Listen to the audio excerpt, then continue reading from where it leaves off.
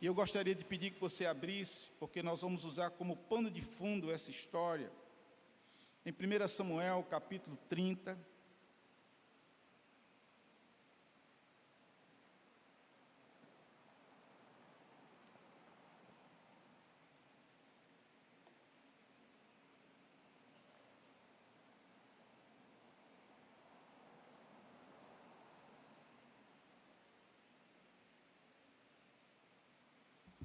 Primeira Samuel, capítulo de número 30, meu irmão, minha irmã.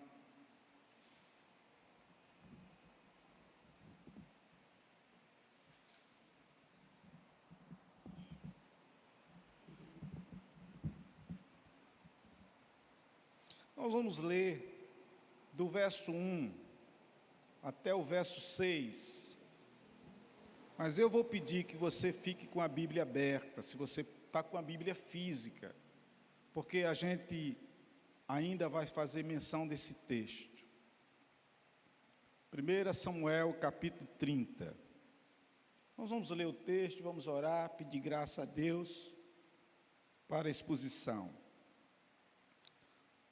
Sucedeu, pois, que chegando Davi e os seus homens, ao terceiro dia, a Ziclague, já os amalequitas tinham dado com ímpeto contra o sul e Ziclague, e a esta, ou seja, Ziclague, ferido e queimado.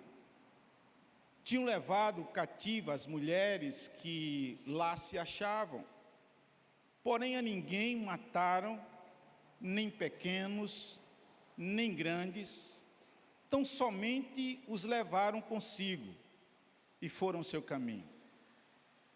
Davi e os seus homens vieram à cidade, e ei-la queimada.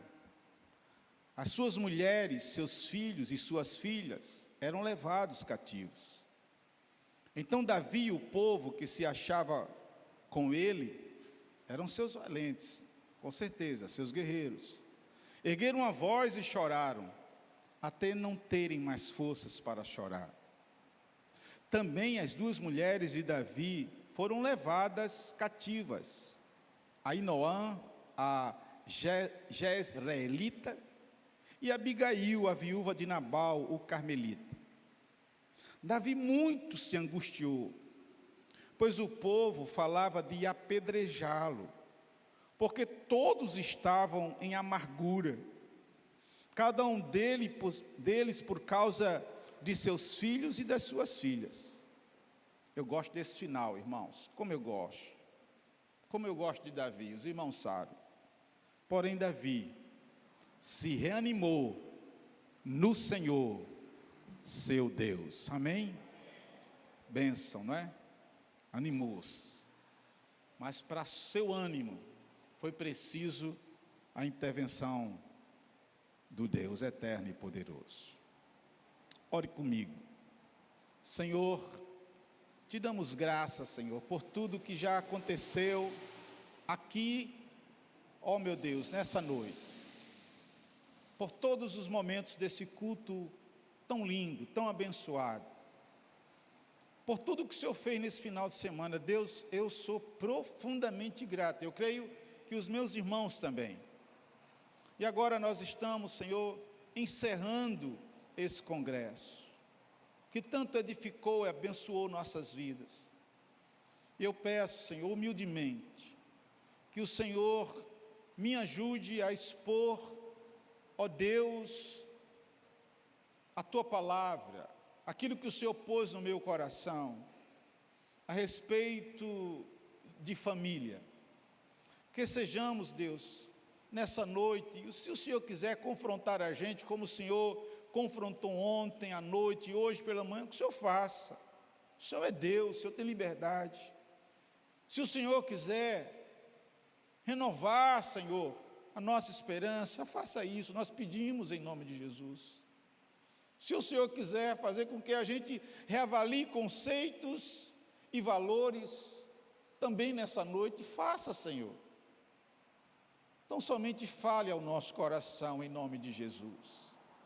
Então somente ministre na nossa vida em nome de Jesus.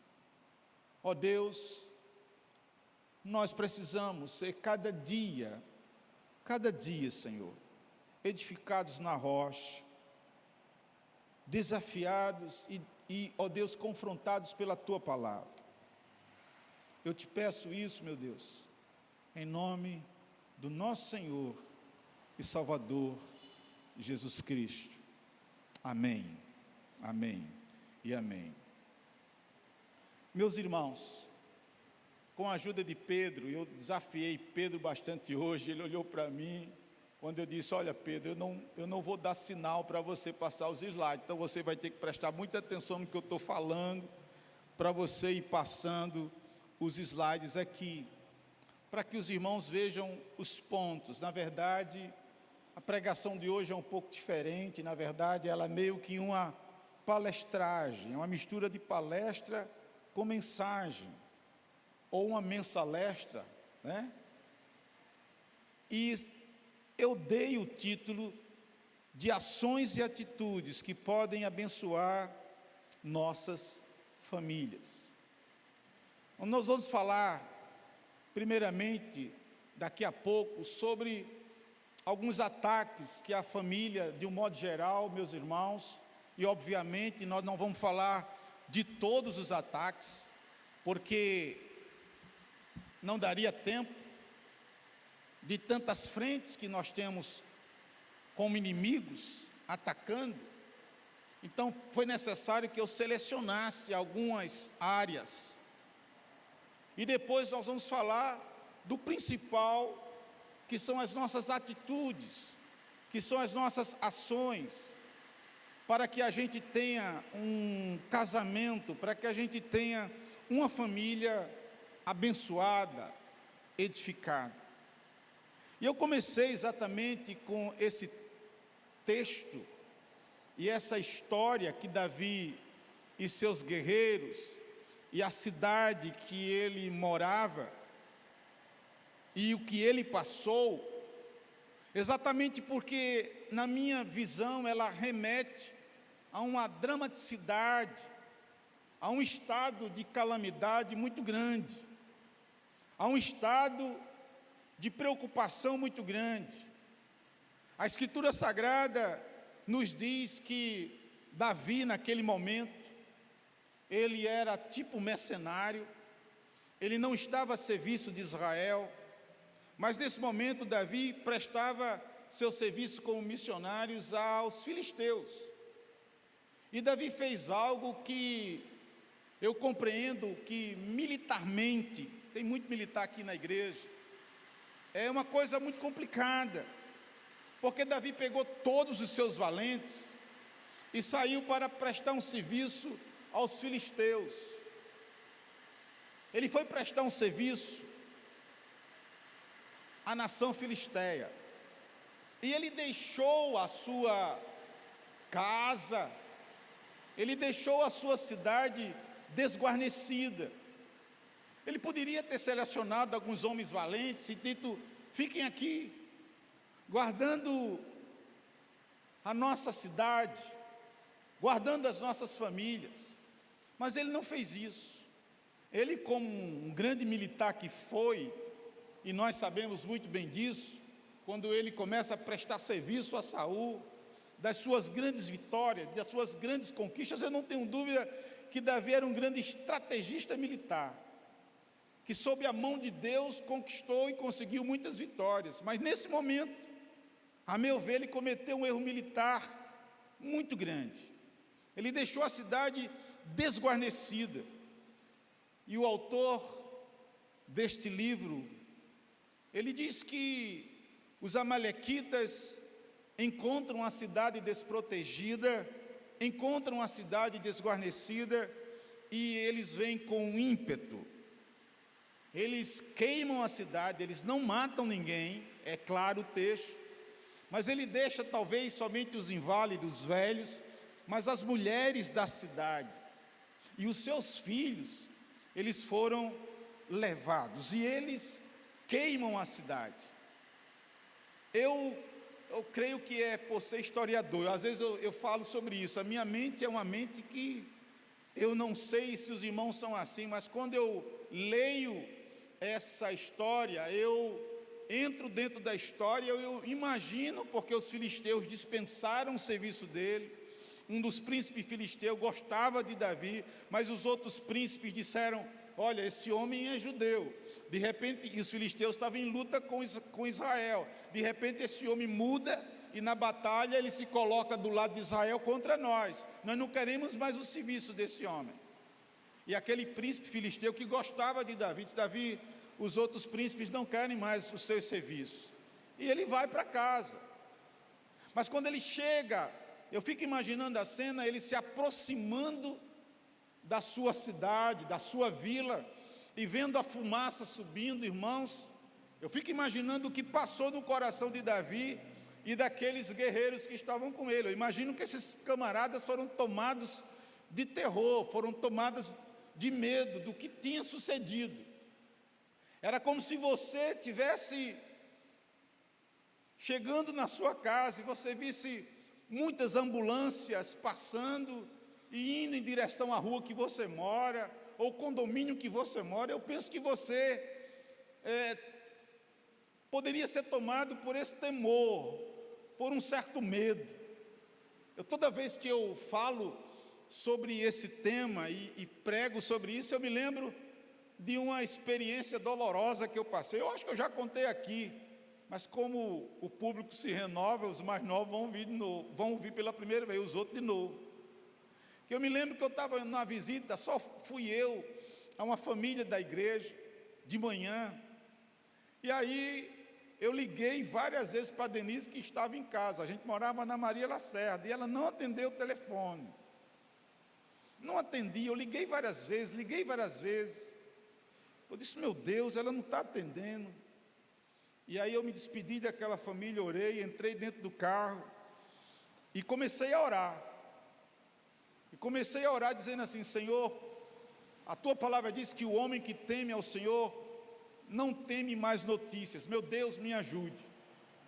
Meus irmãos, em nome de Jesus, eu digo que a vocês, que naquele momento, eu não sei se foi uma seta do cão, ou foi fragilidade da minha fé, eu comecei a pensar que Denise tinha tido alguma coisa. E aí eu corro para casa, chego em casa, ela tem fechado tudo, e eu chamei no portão, bati, nada. Aí eu fui na janela da sala, bati, mas irmão, eu disse: Denise, eu comecei a gritar, irmão, achando que Denise tinha tido um troço, ou morrido. Meu coração ficou numa angústia. É algo mais ou menos parecido. Eu estou só dizendo essa história para os irmãos entenderem a angústia daqueles homens. A Bíblia diz que eles se angustiaram e choraram até perder as suas forças. E quando eu leio esse texto, esses homens eram homens forjados para o combate. A Bíblia mostra que eles eram guerreiros, era aquela galera que se ajuntou a Davi lá na caverna e que se tornaram os valentes de Davi, os guerreiros, a tropa de elite dele.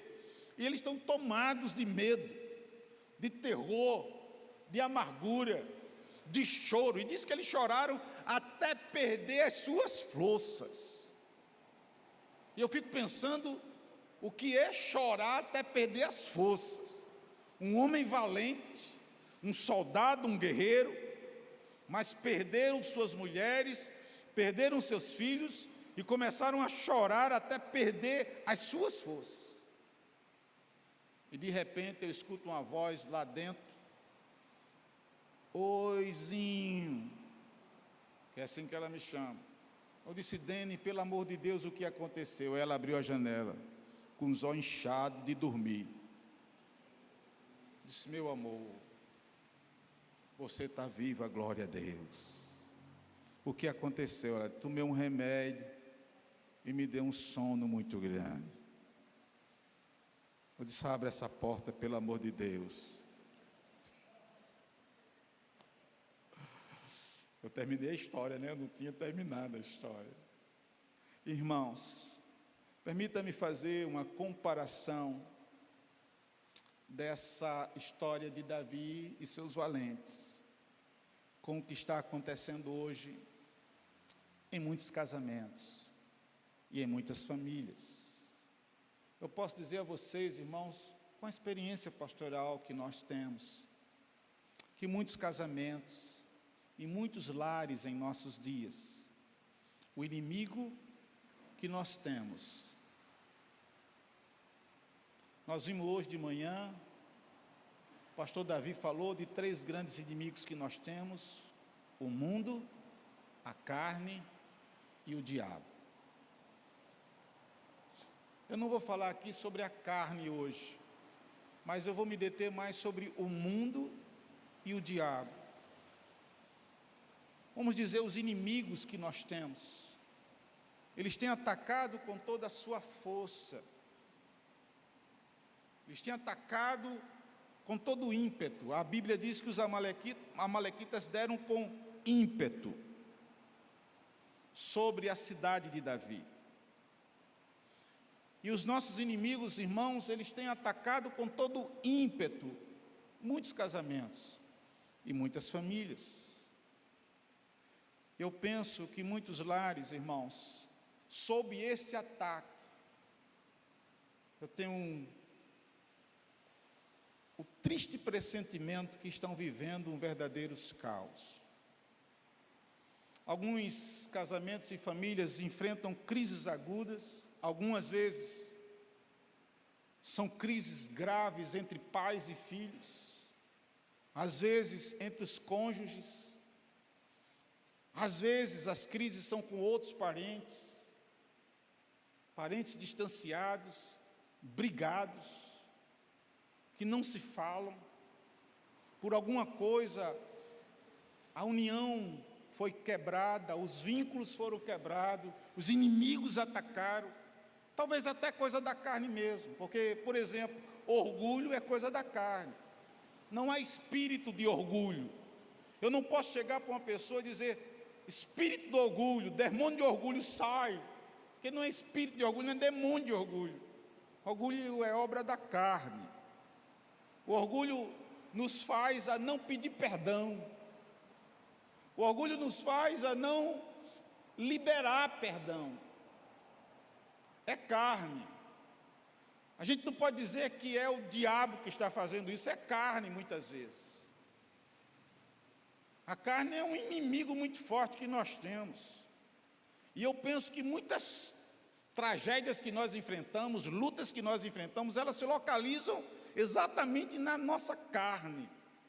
É o que nós chamamos de carnalidade. A gente não submete a carne ao senhorio de Jesus Cristo. Eu continuo dizendo, irmãos, eu não tenho dúvida disso, que o maior problema da humanidade é exatamente seu sentimento de independência. O sentimento de independência foi que levou os nossos primeiros pais a pecarem. Foi o desejo de se tornarem livres. Eu não quero estar debaixo da autoridade desse Deus, eu quero ser igual a Ele, eu quero crescer igual a Ele. Esse é o grande pecado. A desobediência de comer o fruto proibido já é a consequência de algo que se inflou no coração. E eu, amados irmãos e amadas irmãs, vou lhe dizer só um dado preocupante. É o número de divórcios no Brasil, que já era muito grande e tem se tornado assustador. E nesse período de pandemia, não sei se vocês leram, mas o número de divórcio cresceu assustadoramente. E os especialistas na área de família dizem que exatamente porque a família passou muito tempo junto, os cônjuges passaram muito tempo juntos, e aí começou a ver as vulnerabilidades, as fragilidades, as carnalidades, e aí era crise. E eu fiquei pesquisando sobre isso, com o coração muito entristecido, porque em alguns sites referenciados aqui, evangélicos no Brasil, existe a notícia de que o número de divórcios entre casais evangélicos hoje é similar ao dos casais que não são evangélicos. Irmãos, eu escuto isso com muita tristeza. Eu estou falando de divórcio, porque Eu nasci dentro de... Não vou nascer dentro da igreja não, né? Eu me lembrei hoje do pastor Davi, né? Igreja não é uma maternidade não, mas eu fui criado por pais piedosos e cristãos na igreja presbiteriana, que meu pai já era filho de presbiteriano. Então, eu fico pensando que a gente não ouvia falar de separação. Quando eu era adolescente, jovem, a gente não ouvia falar de separação de casais. Meus irmãos, era um negócio raríssimo. E falar de divórcio era como se fosse um pecado terrível. Mas hoje eu estou dizendo a vocês aqui que, por pesquisas, os pesquisadores chegaram à conclusão que hoje não há mais diferença. O número de divórcios entre casais cristãos evangélicos é o mesmo dos outros setores da sociedade. E aí, amados, eu quero analisar resumidamente. E aqui eu vou ser muito rápido, para a gente focar naquilo que para mim é o mais importante nesse sermão. Eu queria citar alguns ataques que eu penso que os nossos inimigos têm feito contra a família e os casamentos.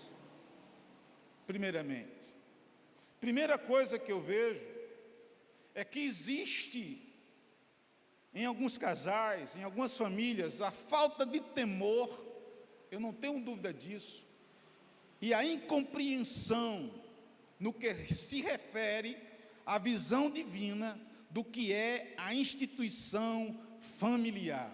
E eu digo aos jovens que são noivos dessa igreja, eu digo aos jovens que têm um namoro já, se preparando para casar, não casem com essa dúvida no coração. Se você não compreende a visão do que é casamento, do que é família, você precisa compreender isso primeiro. Porque como pastor, a coisa mais dolorosa que bate no meu coração, eu me refiro a casamento e família, é quando eu recebo um casal no gabinete pastoral, em crise, e eles chegam para mim, pastor, e dizem: pastor, a gente quer separar. Meus irmãos, isso é uma frase, sinceramente, a meu ver, com raríssimas exceções, porque a Bíblia tem uma exceção, nós sabemos disso, para o divórcio, que não era algo que estava no coração de Deus, e que Jesus deixa muito claro que nasceu no coração dos homens, porque Jesus diz, pela dureza do coração dos homens. Dureza do coração dos homens significa orgulho, egoísmo, vaidade, falta perdão, falta temperança, falta humildade. Pelo orgulho dos homens, pela vaidade dos homens, pela dureza dos seus corações, Deus permitiu que Moisés desse carta de divórcio. Mas Jesus deixa claro, o divórcio só pode ser concedido quando uma das partes for traída. E essa parte traída está livre para contrair novas núpcias, mas a outra parte não. Se ela casar, ela vai estar em adultério. Então, meus irmãos, separação e divórcio entre nós que somos casais cristãos evangélicos deveria ser uma coisa que não poderia ser pensada. Mas eu volto a repetir, em alguns casos é nesse caso, e mesmo nesse caso, existe a possibilidade de perdão, existe a possibilidade de reconciliação, existe a possibilidade de uma restauração. Mas o que eu sinto é que muitas famílias perderam o sentido que o casamento não é uma instituição divina. Parece que o casamento é uma instituição qualquer, e ela pode ser desfeita a qualquer momento. Nós temos que entender, amados e amadas, que o casamento e família nasceu no coração e na mente de Deus. Nós temos que entender isso. A segunda coisa, irmãos, eu não quero dar aula de filosofia para vocês, isso eu penso que só uma palestra deveria ser dada sobre esse segundo ponto, porque essa é uma área que, sinceramente, eu gosto muito, eu estudo bastante, que é a pós-modernidade, que alguns já dizem que a gente não está mais na pós-modernidade, mas na hipermodernidade. São os ataques ferrenhos dos nossos inimigos pelos fenômenos da pós-modernidade. E aí, amados, eu não tenho dúvida de que alguns ataques que nós sofremos enquanto família, vêm exatamente desta cultura pós-moderna que nós vivemos. E eu enumerei pelo menos 4, mas poderia ser mais. Um dos grandes ataques que eu vejo da pós-modernidade na família é o individualismo. Vocês não estão vendo aí, porque a letra está escura. Mas o individualismo é a crença baseada, é filosófico isso, é cultural. É a crença baseada em que o homem tudo pode, desde que tenha vontade, talento e capacidade. Você pode tudo. Eu não tenho dúvidas que o individualismo leva ao secularismo. Eu posso tudo. Ele leva ao mundanismo. Eu posso tudo. O segundo é o subjetivismo. E eu acho que esse aqui é um dos piores. É uma doutrina filosófica que afirma que a verdade é individual. Cada sujeito tem a sua verdade. Eu tenho a minha verdade, Denise tem a verdade dela, que se liga à próxima, que é o relativismo, que prega que tudo é relativo, que não existe a ideia de absoluto. E quantas vezes, irmãos, a gente está relativizando aquilo que é absoluto da parte de Deus? Eu relativo, por exemplo, a ideia de uma separação, quando eu digo, mas todo mundo faz isso. Isso é permitido, a sociedade faz. A justiça nos dá esse direito, a lei nos dá esse direito. Isso é relativismo. Relativismo, irmãos, leva a uma vida de liberalismo moral. Porque eu começo a perceber e notar que algumas coisas que eu achava que era pecado, agora para mim é uma coisa comum. Eu posso beber? Afinal de contas, a Bíblia não condena, só condena a embriaguez. Isso dá uma discussão boa, né? Dá uma discussão boa. Quem quiser discutir comigo, vamos bater um papo. Eu posso assistir um seriado que tem umas cenas meio pesadas de sexo, que vai fazer mal para mim, não. E eu dizia a Denise ontem, voltando da casa da minha filha, Denise, homens e mulheres, jovens e adolescentes, têm sido hoje seduzidos pelo streaming. Porque, amados e amadas, o que algumas séries e filmes apresentam em termos de sensualismo, pornografia, e muitas vezes os crentes estão se assistindo sem nenhum problema. Eu me lembro de um livro que eu li, Quem é Você para Julgar? Eu nunca esqueci desse livro, eu dei um curso com esse livro aqui na igreja, e aí tinha um capítulo sobre como julgar entretenimento, de um teólogo chamado Erwin Lutzer.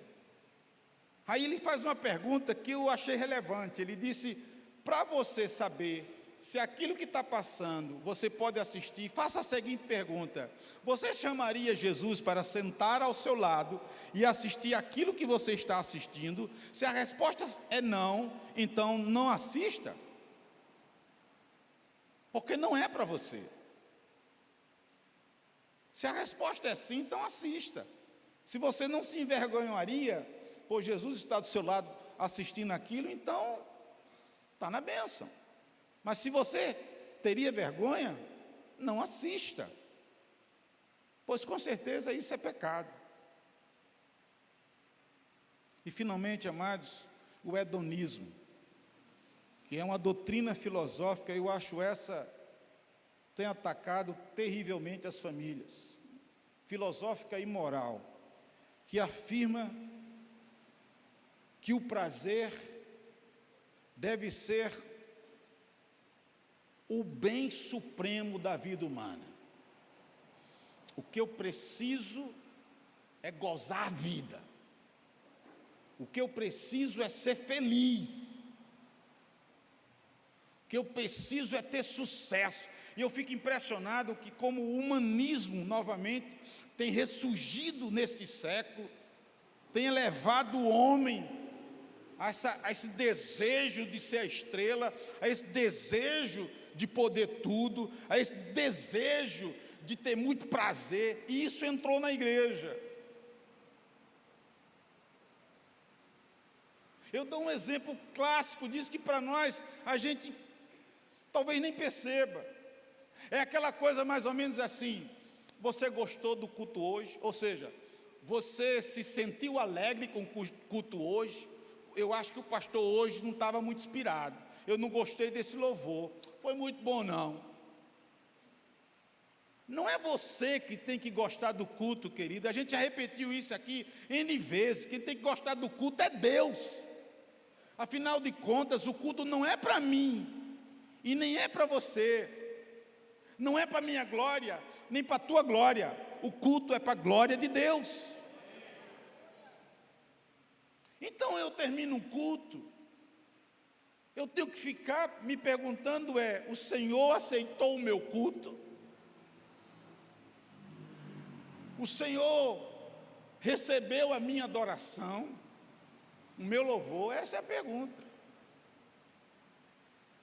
E aí eu me lembro de um casal que estava em crise aqui nessa igreja. Eles não estão mais aqui porque eles se divorciaram. Vou deixar os nomes reservados, é óbvio, por ética. Que no meio da crise, eu tentando ajudar de todas as formas, e eu não encontrava a esposa. Eu não encontrava a esposa. Obrigado, minha filha. E aí, amados e amadas, eu vou pedir um pouquinho de paciência a vocês hoje, por favor. Encerramento do nosso congresso. A gente pode ir até um pouquinho mais do horário. Eu peço, se você tem compromisso, você saia discretamente e vai estar tudo na bênção. Eu demorei para encontrar a mulher, muito, mas um irmão aqui da igreja me ajudou. Disse: pastor, o senhor vai encontrar ela em tal lugar. E eu fui atrás da ovelha, né? Como pastor. Eu me lembro que eu cheguei lá, e quando ela me viu, aí não tinha como fugir.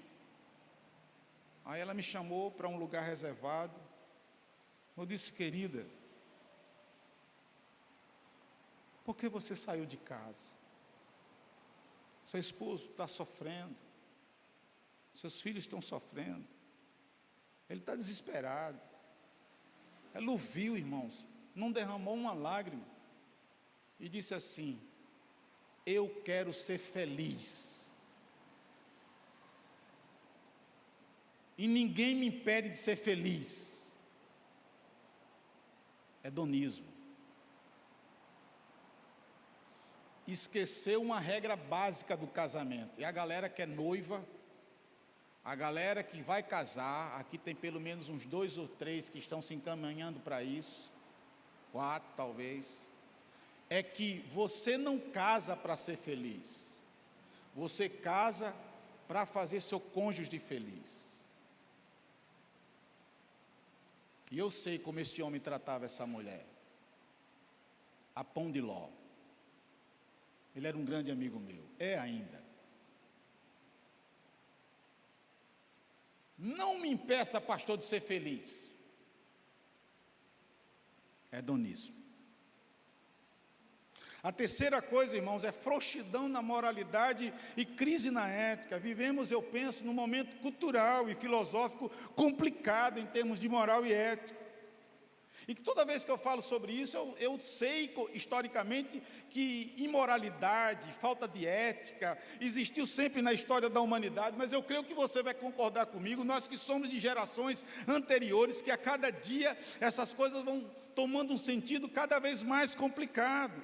Eu posso dizer a vocês, sem nenhum medo, que vivemos num momento cultural profundamente permissivo, onde se pode tudo, uma época de carnalidade, uma época de imoralidade, uma época de uma sensualidade imensa, irmãos.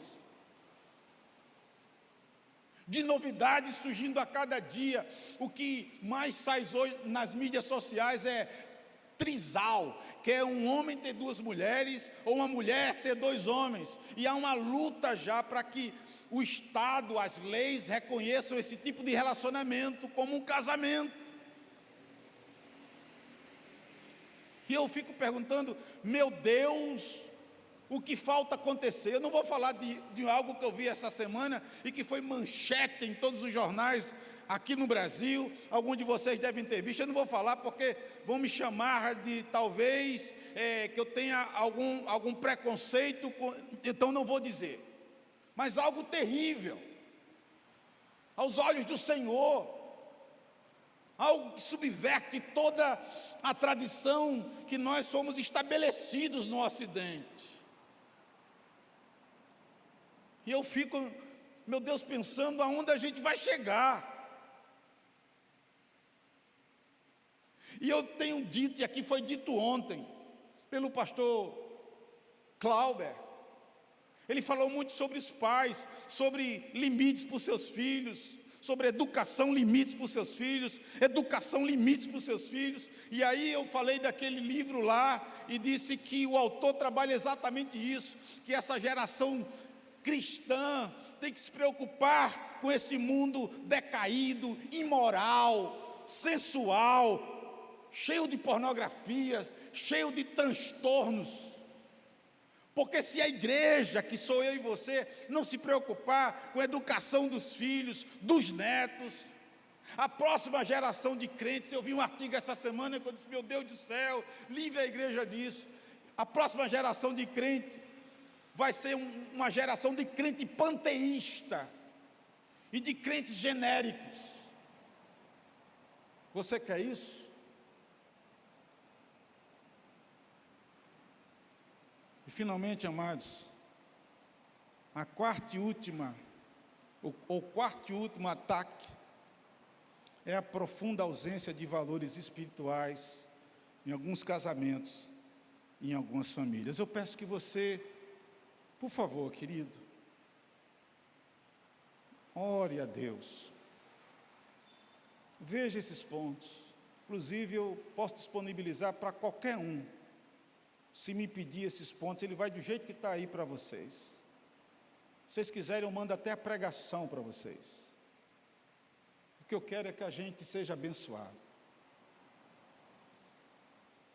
Estudiosos dizem, irmãos, que a tradição cristã vive um dos piores momentos, e eles se referem à fé evangélica. E o que eles mais têm colocado, amados, com problema a esta geração de crentes, a nossa, é que tem sido uma geração, não são todos, obviamente, tomados por um nominalismo profundo, tomados por uma espiritualidade cada vez mais superficial, sem profundidade. Por isso que certo estudioso do protestantismo na América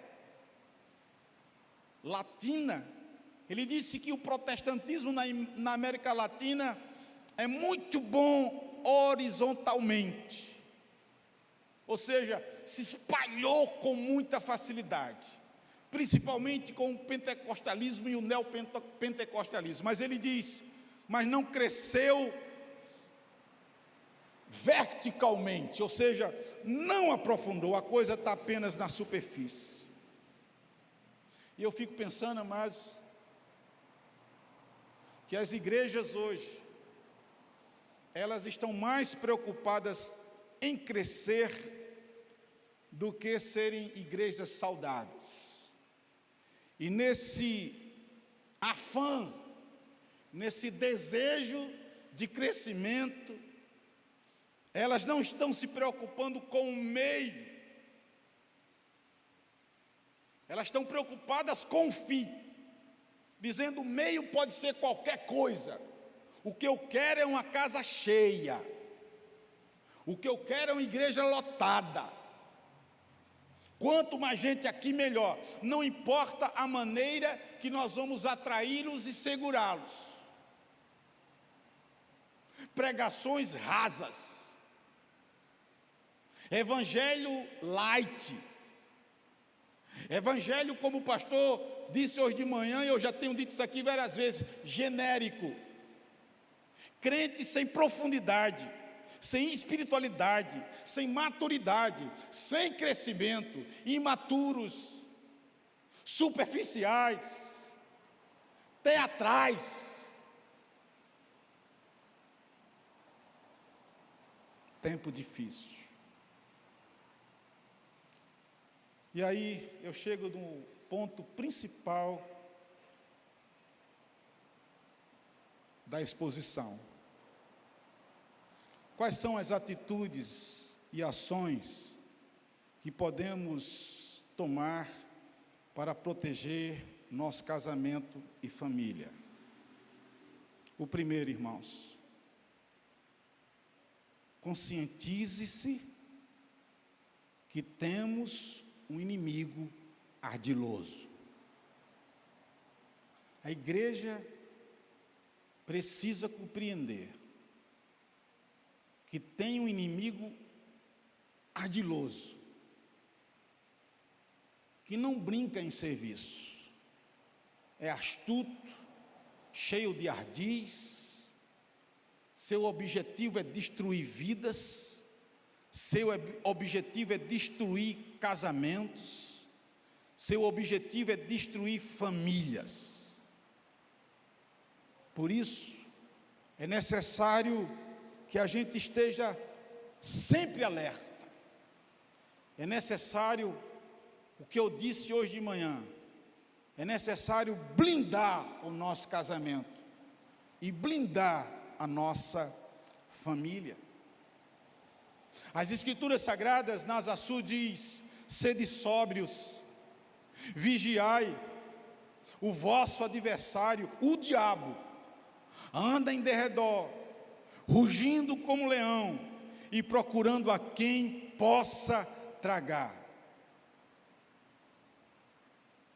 Quando eu estava preparando, terminando o esboço, eu me lembrei de uma coisa. Às vezes nós falamos que não podemos abrir brechas para que o inimigo não entre, porque ele é muito astuto, ele é cheio de ardis. É preciso não abrir brechas, é preciso não abrir uma brecha. E aí eu me lembrei de uma palavra do apóstolo Paulo, escrevendo aos Coríntios, em sua segunda carta, quando ele diz, eu vou ler 3 versos, pois os tais, ele está falando dos falsos mestres, são falsos apóstolos, obreiros fraudulentos, disfarçam-se em apóstolos de Cristo, mentem. Aí ele diz algo que parece sair do contexto, mas ele volta no contexto, está no contexto. Mas ele fala sobre o nosso inimigo, e ele diz, e não é de admirar, ou seja, não é de admirar que esses homens ajam assim, porquanto o próprio Satanás se disfarça em anjo de luz. Eita Jesus! Paulo está dizendo que o próprio Satanás se disfarça em anjo de luz. Aí ele conclui dizendo, não é muito, pois que também os seus ministros, e aí ele está se referindo a esses falsos, se disfarcem em ministros de justiça, o fim dos quais será conforme as suas obras. Mas o que eu quero chamar a sua atenção aqui nesse texto é que Paulo diz que Satanás, o nosso inimigo, se disfarça em anjo de luz. E aí, amados e amadas, eu concluo esse ponto, dizendo que às vezes, sinceramente, irmãos, eu não vejo crentes abrindo brechas, mas eu vejo crente abrindo janelas, abrindo portas, para que o diabo penetre em sua casa e traga contenda, confusão, tristeza e separação. Hoje de manhã, quem estava aqui presente, lembra que no final da pregação do pastor Davi, eu contei algo que aconteceu muitos anos aqui atrás. Eu falei para quem estava presente que Deus fala às vezes comigo através de sonho. Eu, na minha teologia, creio que Deus fala através de sonhos, que para mim são revelações. E eu sei quando Deus fala comigo através de sonho, como eu tive um comigo essa semana, depois eu compartilho com vocês, porque ou eu me acordo na hora, ou quando eu me acordo no outro dia, ao despertar, o sonho veio na cabeça. E eu sonhei, anos atrás, faz muitos anos isso, aqui. Eu sonhei com uma família aqui da igreja, composta de o casal e 2 filhos. Mas, irmãos, o sonho era muito claro. Eles estavam dentro de casa, com janelas abertas, com portas abertas. Escute. De repente, vinha sobre eles uns bichos estranhos, que no sonho para mim eram bichos malignos, e vinha sobre a casa deles, e quando eles viam esses bichos se aproximando, eles começaram a correr para fechar as portas, fechar as janelas, era um correndo para um lado, o filho para o outro, a mulher para o outro, o marido para o outro, tal, eles conseguiam fechar, mas eles esqueceram que tinha algo por debaixo da casa, que também era uma entrada. E o bicho maior, o chefe daqueles bichos feios lá, levantava a mão, chamava a turma e dizia: é por aqui. Aí entrava por debaixo, e de repente eles saíam por aquela tampa que tinha ali, que eles não tinham percebido e não tinham travado. De repente eles saíam dentro da casa, já pulavam na sala, e aí eu despertei. Mas, irmãos, que coisa clara. E a primeira coisa que eu fiz, obviamente, foi, como eu faço, orar, clamar a Deus, interceder por aquele casal, por aquela família. No domingo seguinte, como era costume meu, ficar na porta apertando a mão dos irmãos, essa família estava aqui. E quando eles se aproximaram para se despedir de mim, eu pedi para eles ficarem mais um tempo. Quando saíram os irmãos à volta, eu disse: queridos, só estava o casal, os filhos eram pequenos, ficaram sentados.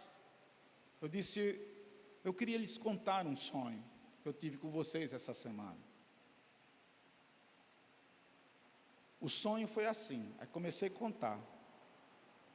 Quando eu estava no meio do sonho, os 2 começaram a chorar. Aí eu já fiquei preocupado. Quando eu terminei de contar o sonho, a mulher falou e disse: pastor Alcimar, em choro, em lágrima, isso já aconteceu lá em casa. Já aconteceu. Eu disse: meus irmãos, como eu posso ajudar? E a partir daquela semana, eu e Denise começamos a visitar aquele casal, aquela família. Eles estavam numa crise conjugal terrível. E nós chegamos tardiamente. Eles se divorciaram. Não teve conselho, palavra que pudessem mantê-los. Eles se divorciaram. Nós temos um inimigo astuto, ardiloso. E eu creio até, irmãos, eu não quero dar ibope para esse camarada, que ele sabe quais são as nossas vulnerabilidades. E ele talvez vá atacar exatamente naquilo que é a sua vulnerabilidade. E agora eu vou usar uma expressão militar. É preciso mais do que nunca estar com a guarda alta. É preciso estar sóbrio. É preciso estar vigilante. Cuidado com o inimigo. A segunda coisa que nós podemos fazer, irmãos, para enfrentar todos esses inimigos, presta atenção, conscientize-se que a família é projeto de Deus. Amém, amados? Vamos dizer junto essa frase: minha família é um projeto de Deus. Vamos dizer? Minha família é um projeto de Deus. Só vocês. Isso é uma grande verdade. Creia nisso. Se aproprie dessa verdade. É necessário que nós entendamos essa verdade. Nossa família, amados, não é fruto de obra do acaso. Nossa família não é uma invencionice de alguma mente brilhante humana. Deixe-me dizer que não foi o Estado que criou a família, nem foi a igreja que criou a família. A família nasceu na mente eterna de um Deus poderoso. E saiba, e creia, e ponha no seu coração, que tudo o que Deus criou é perfeito e é bom. Às vezes, irmãos, Satanás com seus ardis, eu já vi muito isso, ele começa a sussurrar nos ouvidos de casais, quando estão em crise, que casamento não é bom, que família não é bom, que filho é peso e tal e tal. Não aceite isso. Família nasceu no coração de Deus. Foi Deus que instituiu o casamento, foi Deus que criou a família. E deixe-me dizer uma coisa, mesmo que você esteja passando por lutas, provações, tribulações, em qualquer área, lute por sua família. Ponha no seu coração a verdade de que ela é um projeto do Deus eterno e poderoso. Em terceiro lugar, conscientize-se que é necessário cobrir-se de todos os meios para enfrentar e resistir aos ataques. Como eu disse a vocês ainda há pouco, usando uma linguagem militar, é necessário estar com a guarda alta. E nesse sentido, amados, de manter a guarda alta, eu penso que a oração e a palavra de Deus são fundamentais nessa luta.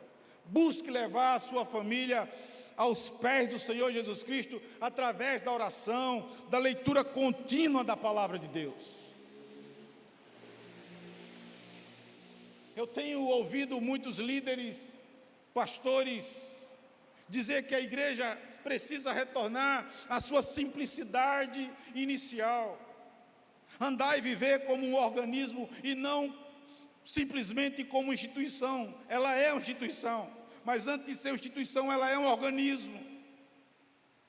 A igreja deve retornar à simplicidade do Evangelho do Senhor. A igreja precisa voltar aos exercícios espirituais que são profundamente necessários, irmãos. E eu cito aqui oração, vida devocional com a palavra, jejum, simplicidade. E eu quero dizer do fundo do meu coração que essa igreja tem sentido o que a oração faz. Desde o mês de abril, quando a gente fez uma campanha de jejum e oração, essa igreja começou a mudar. Eu tenho sentido isso como pastor. Alguns irmãos têm falado para mim: Vários irmãos, a igreja está diferente, a igreja está viva, a igreja está bela, a igreja está adorando, a igreja está cultuando, os cultos de oração têm sido uma bênção, a vigília com 40 pessoas foi uma bênção, louvado seja o nome do Senhor. O povo quer orar, o povo quer buscar a Deus, a gente está sentindo, meus irmãos.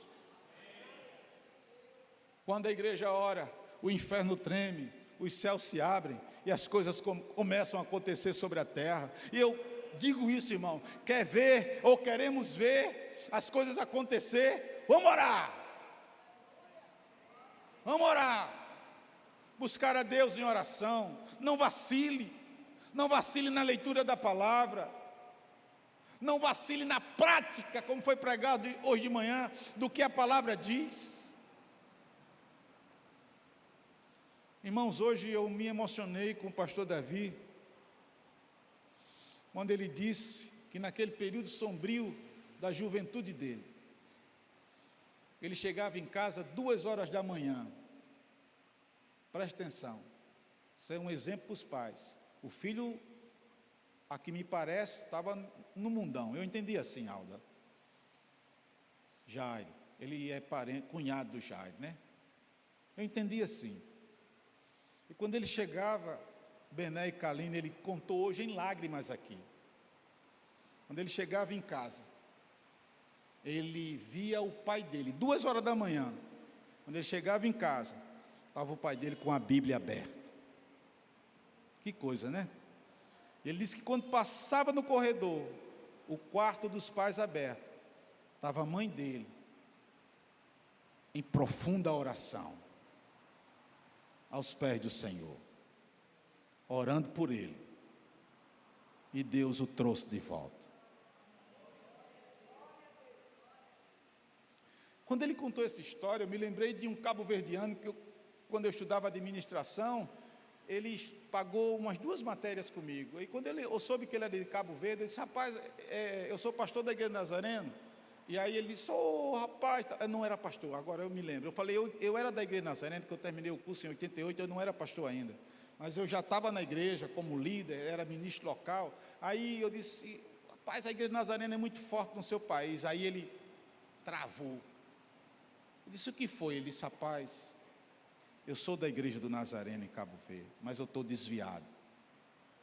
E nós começamos a conversar, porque eu tentei trazê-lo de volta para Jesus, e um dia ele disse assim para mim: Alcimar, o que mais está gravado no meu coração é a imagem do meu pai, de joelhos. Aí ele começou a chorar, orando pela minha vida, e eu no mundo, e o meu pai em lágrimas, clamando pela minha vida. Irmãos, não abra mão da oração e da leitura da palavra. Eu me lembrei hoje, Denise, preparando, dando o retoque final do sermão do seu pai. O pai Denise, que partiu para o Senhor alguns meses atrás, com 94 anos de idade, 94. Até o último dia, Bené, que eu fui lá, eu vi esse homem, irmãos, eu sou profundamente tocado. Um homem com 94 anos de idade, lúcido, sentado lá no quartinho dele com a banquinha que ele tinha, com a Bíblia aberta, a mão escorada na cabeça, lendo a Bíblia Sagrada. 94 anos. Que coisa linda. Que coisa linda. Meus irmãos, eu quero dizer uma frase de Charles Swindoll, num dos seus livros. Charles Swindoll diz: se Jesus era o Deus encarnado, o próprio Deus, e não perdia uma oportunidade para parar toda a sua agenda e estar em oração na presença do seu Pai, o que nós pensamos que somos para não priorizarmos a oração em nossa vida? Essa frase é forte. Se Jesus, o Filho de Deus, o próprio Deus, às vezes você vê no Evangelho, ele parava, deixava a multidão de lado, pegava os seus discípulos, ia para algum lugar, e ele se punha a orar na presença do seu Pai. E obviamente ele fazia isso como homem, porque como homem ele passou, o autor de Hebreus diz, tentações, provações. Eu fico imaginando que a gente só lê Mateus 4, as tentações de Jesus no deserto, e a gente acha que Jesus só passou aquilo. Não, irmãos, eu fico imaginando o quanto Jesus foi assediado, o quanto as pessoas quiseram fazer dele rei. Foi tentado de todas as formas, o autor de Hebreus diz. O que é que nós achamos que somos? Somos o quê? Divinizados? Que não precisamos de oração? E ligado a isso, e lembre-se, o apóstolo Paulo ele diz, eu gosto tanto desse texto, as armas da nossa milícia não são, diga aí, carnais. Ou seja, eu não vou lutar com o inimigo com a carne. Lembre-se disso. As armas das nossas milícias, elas não são carnais. Não são. Não queira enfrentar o inimigo com carne, não vai dar certo. Mas elas são o quê? São o quê? Espirituais. Para desfazer sofisma, desembaraçar. E uma dessas armas é a oração, irmão. Deus ouve a nossa oração. A gente vai para Efésios, capítulo número 6, o apóstolo Paulo diz, eu quero apresentar para vocês a armadura de Deus. A armadura é de Deus, e Ele concede a nós. Palavra está no meio. E lá no final o apóstolo Paulo diz, orando incessantemente. Incessantemente. Nós não podemos abrir mão disso, irmãos. E aí eu quero dizer para você, como família, saia daqui hoje, com o compromisso de ter uma família aos pés do Senhor, o casal, com os filhos, de adoração, de louvor. Eu e Denise priorizamos isso. Primeira coisa que a gente faz, logo quando a gente desperta, já no café da manhã, é ter o nosso devocional. Eu sei que nem todos podem, por causa do trabalho, mas selecione um tempo, pode ser à noite, na hora do almoço. Não abra mão disso. Irmãos, deixe-me dizer uma coisa para vocês. Eu fui criado num lar evangélico. E quanta diferença fez para mim os cultos domésticos que o meu pai e a mãe faziam. Que diferença enorme, irmão. Nós éramos discipulados pelos nossos pais, lendo a Bíblia, orando, buscando a Deus. Quem me ensinou a Bíblia foi meu pai. A minha paixão pelas Escrituras não foi o seminário que trouxe. A paixão pelas Escrituras foi meu pai, que até a minha juventude sentava comigo, discutia a palavra, a gente fazia curso junto. Eu não vejo mais isso. As famílias não fazem mais cultos domésticos. Casais não oram juntos. Saia daqui com compromissos nessa noite, pactos nessa noite, de restaurar o culto na sua família. O momento devocional vai te ajudar a enfrentar os inimigos. Eu quero dizer a vocês o último ponto para a gente orar. Veja só, escute isso. Conscientize-se que por mais que o inimigo tenha atacado, desolado e despojado, despojo aqui é tirado alguma coisa, ele pode ter feito isso. Sempre há possibilidade de restauração e resgate.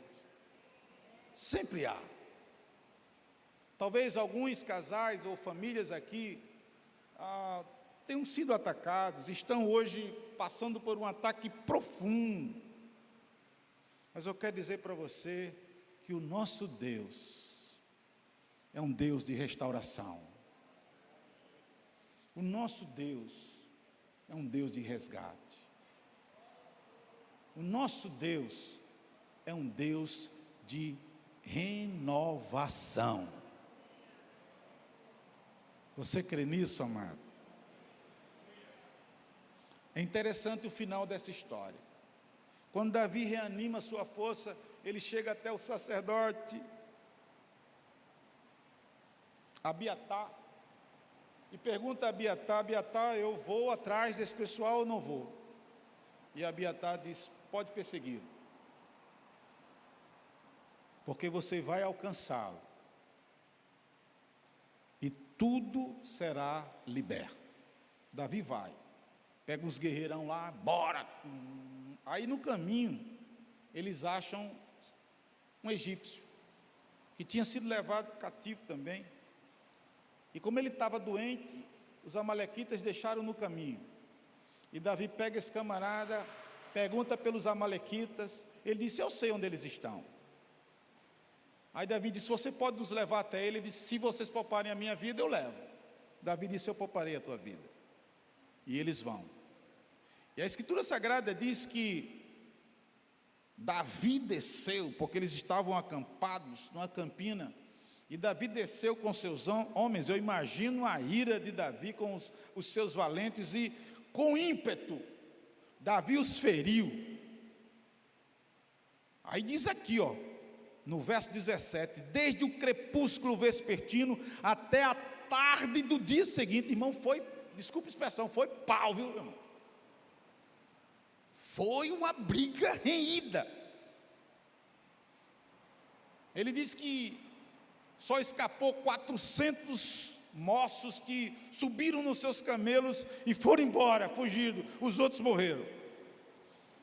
Se você está com a Bíblia aberta, talvez tenha fechado, veja a partir do verso de número 18.